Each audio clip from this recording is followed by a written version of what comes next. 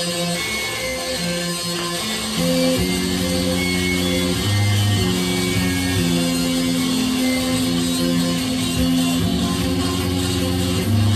up, Vinyl Community? What's up, YouTube? Hello!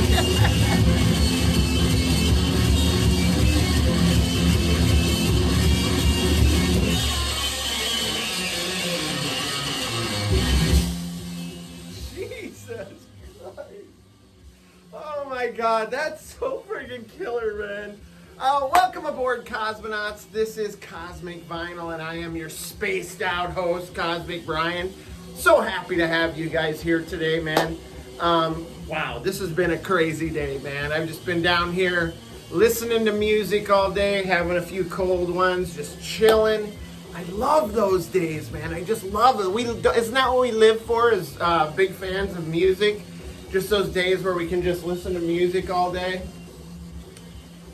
And so you may have already guessed this is going to be another, I know we just did one not too long ago, but this is another Cosmic playlist where I pull 10 albums from the shelves of the Cosmic collection and just listen to them all day, and then at the end I just share them all with you, what I've listened to. And you know, these Cosmic playlist videos don't usually get a lot of views, which I'm cool with, man. And one might ask, well, why do you do them then? If you don't think you're going to get views, and well, as I've already explained, it's fun and it's great to just sit and listen to music all day and then share it with you. But our friend Vinyl Richie actually explained it better than probably I could. We're showing records. So, I mean, it's no different than any other video. We're showing records from our collection. That's what we like to see as record collectors, as people showing their records. So, thanks, Vinyl Richie, for just kind of simplifying why we do these what I've listened to videos, or what I call it, the Cosmic playlist. So, and I've got an eclectic list. No question, this is going to be kind of, it starts at one point, and where it ends up, the road in between is bizarre, to say the least. So let's get it on, man. You guys want to get in a little bit of this, man? I got into a little bit of these already, but I'm willing to do a big chug, a Vinyl Community cheer with y'all. Oh, almost forgot to show the old trusty Poison Ivy bombshell opener. Oh yeah. This thing has never let me down yet, man. Uh-oh, look out. Oh, got you. Oh no. I friggin' freaked up my, there we go. Wait. Oh, there we go. Jesus Christ. I'm already screwing this thing up. All right, let's just do this. This is to all our friends out there, man, in the Vinyl Community and YouTube and beyond. Let's hoist this thing up and toss it back. Here we go. Let's get our mojo working, people. Woo! Oh, yes, my good friend, of course. Oh, tasty. Tasty treats come in brown bottles. Jesus, I don't know what I'm talking about. All right, let me get these mind shields off. Oh, let me tell you about this real quick. I'll be showing this in an upcoming Far Out Finds video, but this is Mad 3. Sorry about the glare. It's a very glossy cover. This is Jack the Violence. This is an Asian kind of garage surf with a heavy punk vibe to it. As you heard, it's definitely super heavy and meant to be played super loud. This is fantastic. I had a 10-inch record of theirs, and then I found that one. So, yeah, we'll talk more about that in an upcoming Far Out Finds video. So, let me get these mind shields off, get the glasses on, get the stack of wax, so we'll get this party started. Let's go!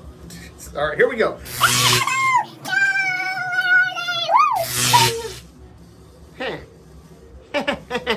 All right, let's do this. Oh, look out. It's our little buddy. Love this guy. He's my friend. All right, let's do this. We're gonna start off, and I kind of made it a point to pull albums I haven't listened to for a long time.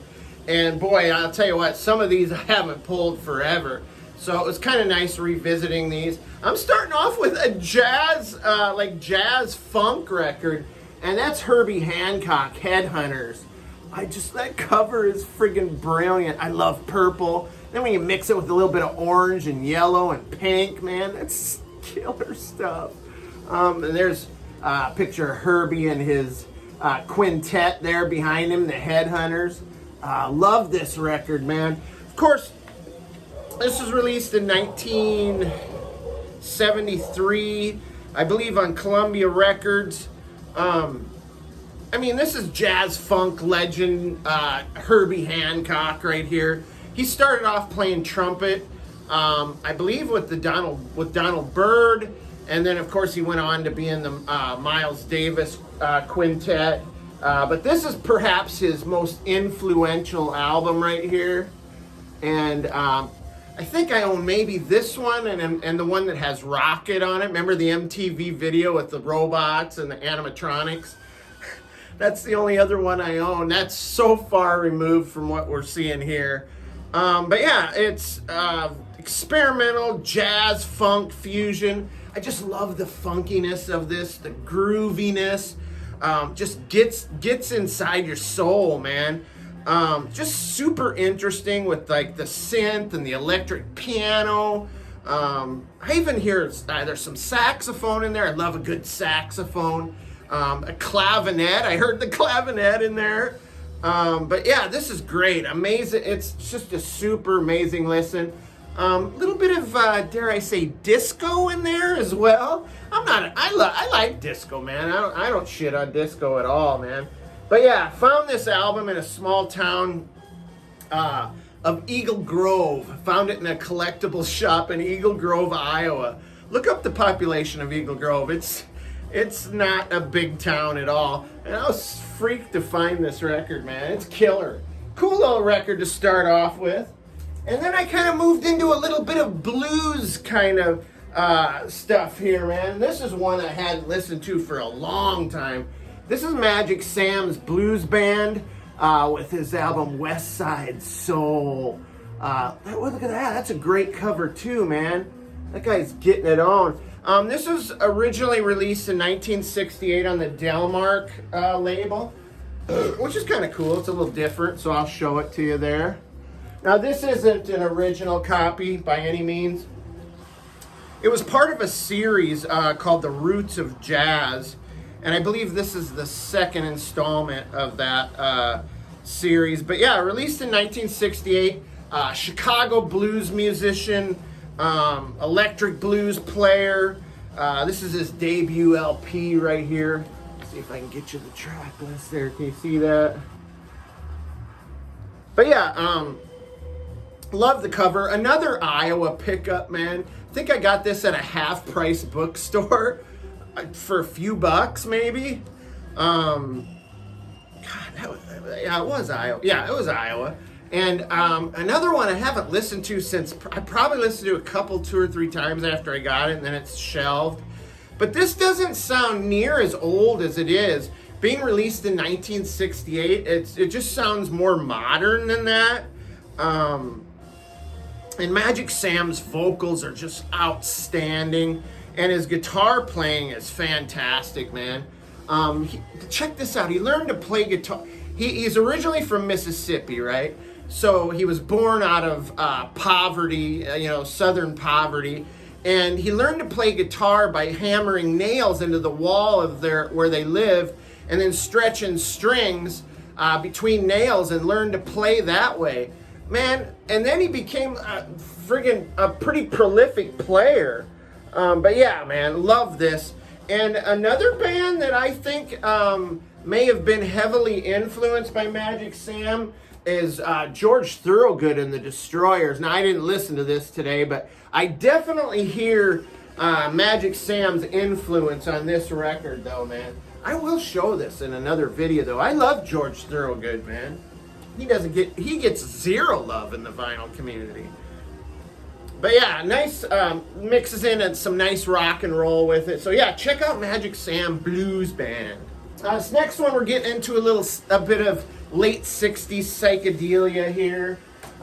This is the heads up.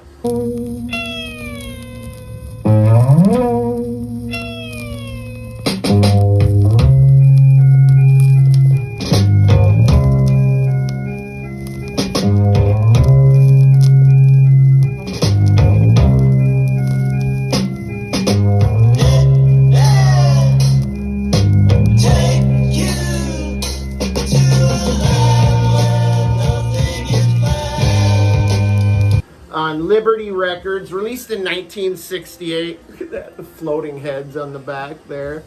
They look totally spaced out and lost. This is late 60s psychedelia out of New York City, or New York. I don't know if it's New York City, but it's definitely New York. And kind of in the vein, it's somewhat trippy, but not, I wouldn't go as far as to call it like completely tripped out Psych. It's kind of in the vein of like a Vanilla Fudge, if it was like a knockoff of a knockoff of Vanilla Fudge. And it also kind of reminded me of the album by the band Hook, kind of. It's very moody, lots of organ, a mix of originals and covers. And I gotta tell you, these guys, they're not great musicians. Nor are they great songwriters, but in fact, the first couple, 2 or 3 times I listened to this, I found myself a bit bored and distracted by other things, which doesn't always happen with albums I listen to. See, the cover kind of gives me this air of heaviness, right? I mean, these guys kind of look badass, except for that goofy hat. But anyway... I figured it was going to be heavy, right? But with covers of songs like Day Tripper and Knock on Wood, those hopes for anything heavy was pretty dashed. But it is very atmospheric. It's methodic and kind of like a heavy Vanilla Fudge kind of vibe. But it did grow on me after a few listens, and I actually rather enjoyed listening to this today.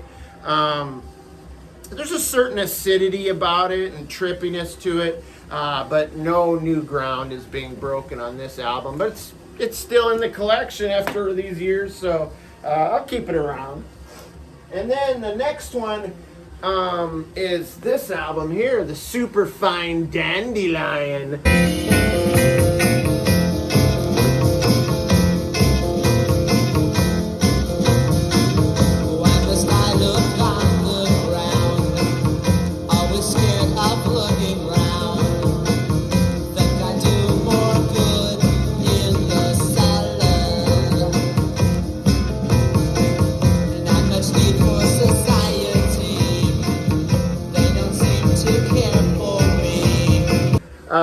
This was released in 1967 on the Mainstream label there. I was actually inspired to pull this for a listen, as not too long ago I seen our friend over at Giant Orange Records channel. If you haven't checked out his channel, go over there, man. He's very well spoken, has a great collection, a real good grasp on the music and on musical history. He's a musician himself. Definitely go check his channel out. I'll put a link below. But I either seen him show this on Instagram or maybe it was in a video. I can't remember. But this is a Phoenix, Arizona psych band, influenced by the likes of Buffalo Springfield, the Lovin' Spoonful, and Jefferson Airplane. I definitely hear the Jefferson Airplane in here. Here's the track list there. Got a little blurbage about the band there, some liner notes. It's soulful psych, really good vocals with some really solid vocal harmonies, good musicianship, very tight band, and the record itself sounds really good. In fact, let me show you the colored vinyl here. Look at that, cherry red, baby. I love it. I love red vinyl. It's freaking awesome. But yeah, and I also hear a bit of Byrds influence, kind of a little country rock vibe in there as well. And look at that cover. Look at this guy. he's like either really frightened or he's totally gacked, and there's his friend about half gacked. Jesus Christ. But yeah, members of this band went on to be in Goose Creek Symphony, Linda Ronstadt, and one of the guys, I want to say his name is Rick Anderson, maybe, went on to be in the Tubes. That's an album I should have listened to today. It's some Tubes. I love me some Tubes. Totally tubular, dude. And this next one you're all gonna recognize, but I hadn't pulled this for a while for listen, so and that's the Chocolate Watchband and their album No Way Out. I didn't never notice this before, but right here it says keep the 18th Amendment, which I think is I think that's like a prohibition of the sales of liquor or something. Like, if I remember, I can't remember what I'm not sure why that's on there. Look at that cool back cover though, with all the symbols and stuff. Fantastic. Originally released 1967 on Tower Records. This is a great blend of like garage and psychedelic rock. Plenty of fuzzed out guitar distortion. One of my favorite garage psych albums in the collection.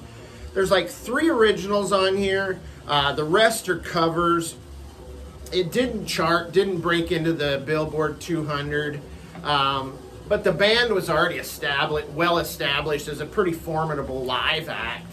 And God, it would have been great to see them live because most of their shit that's on this album and their following album, The Inner Mystique, is not an actual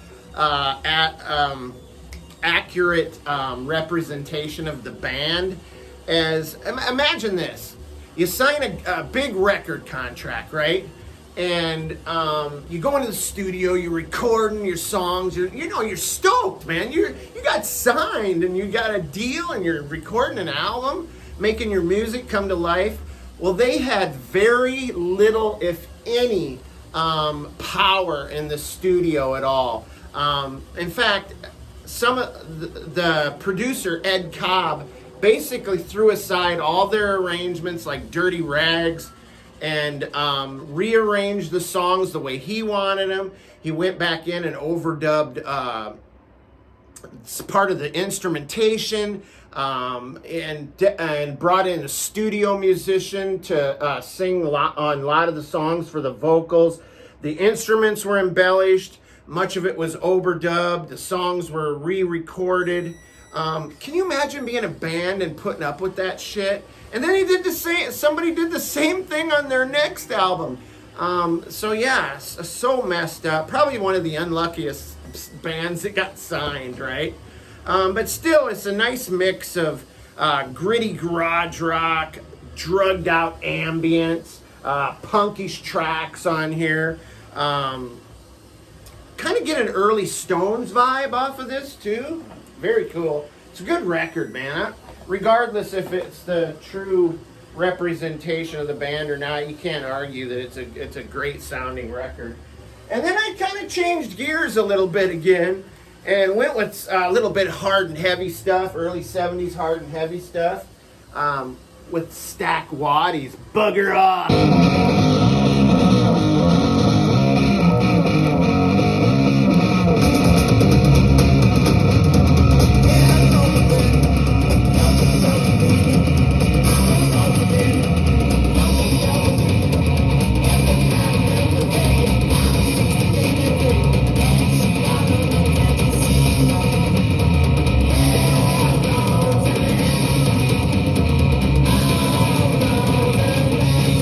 I love that. Look at that, man. Those guys just look like they don't take any shit from anybody, right? This is released in 1972, originally on Dandelion Records. This is a Trading Places reissue here. Heavy blues rock, post-psych, produced by John Peel. You guys all know the legendary John Peel. It's got grit. The vocals are really gritty and gruff. The music is raw and energetic. Almost kind of Beefheart-esque. In fact, they do cover Willie the Pimp which originally I believe was a collab between Zappa and Beefheart. So yeah, that makes sense, I guess. There's a picture of the guy right there, man, the drummer. But yeah, man, very antisocial vibe here. Love the hard and heavy guitar parts. The music is just feral and deranged and unhinged. Just dirty rock and roll. Makes for a great listen, man. Love this. Stack Waddy. And then the next album is, and I really switched gears with this one, man. This is the Rezillos. I was in the mood for something a little punkier here, so I went with the Rezillos.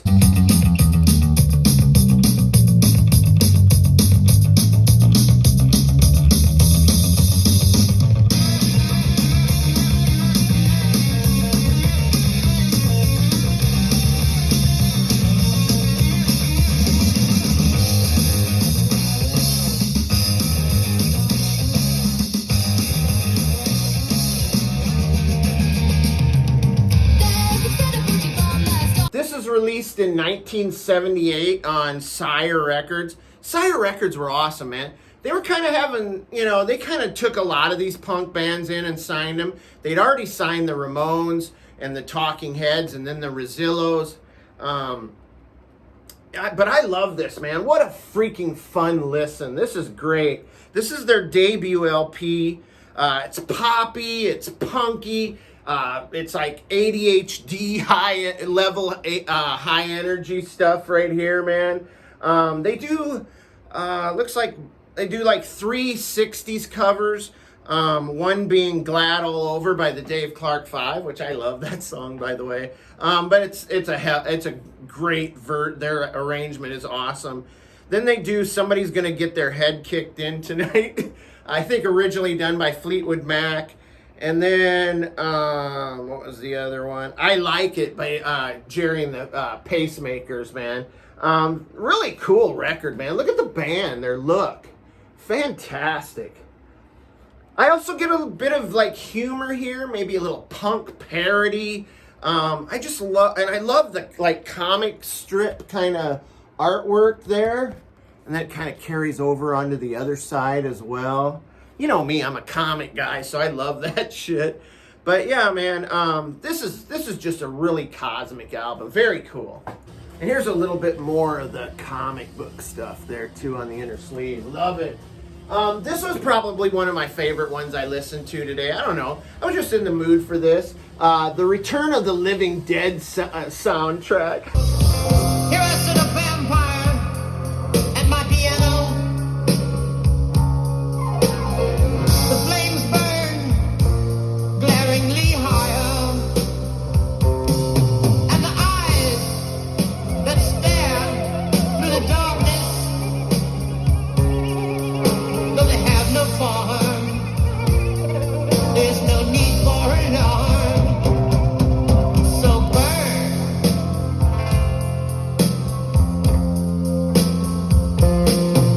So burn. Burn the flames higher and higher. I freaking love this. Released in 1985 on Enigma Records. Same as when the film was released. It's a totally punked out soundtrack to a very punk rock film. The movie, if you haven't seen it, is about a group of punk rock kids out partying, and then they end up having to deal with a zombie outbreak, right? And it's loosely supposed to be like the sequel to Night of the Living Dead by Romero. In fact, they kind of mention that in here. There's some still shots from the film there. Fantastic.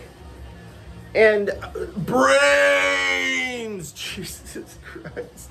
But yeah, this is, the soundtrack is just, it's punk rock, it's horror rock, it's psychobilly.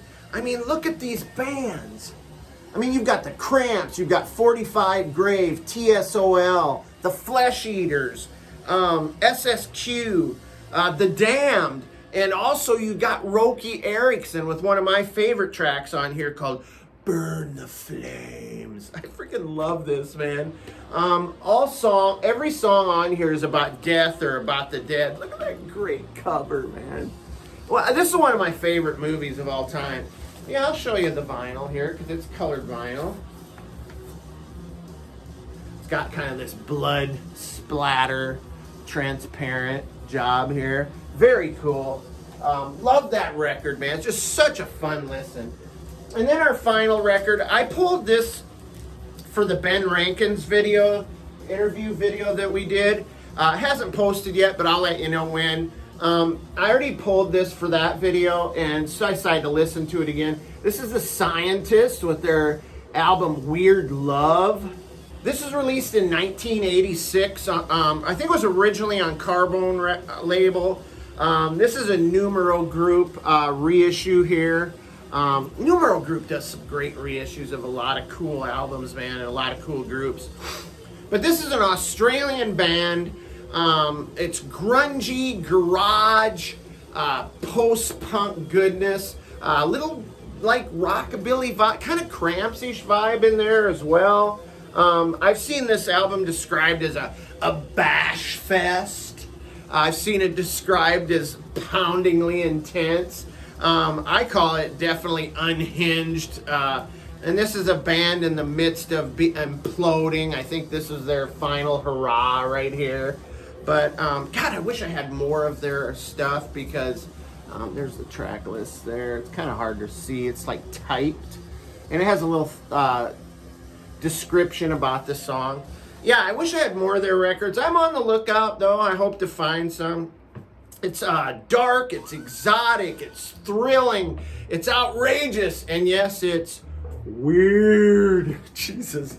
So that's it, man. That's 10 albums off the cosmic shelves. I hope you guys love this, man. Or you can like it. I don't mean you have to love it. But I had a great time listening to the music today, man. I needed a day to just like chill and listen to music and then share it with my friends in the vinyl community. So if you guys were into this, man, and you're into cosmic vinyl, hit that sub button. We're almost there. Hit the like button, man, so more people can get the cosmic vibe, can be enlightened. Jesus. So yeah, man, stay cool, stay cosmic. We'll catch you on the next video. I am out of here. Ooh, ooh, ooh, ooh.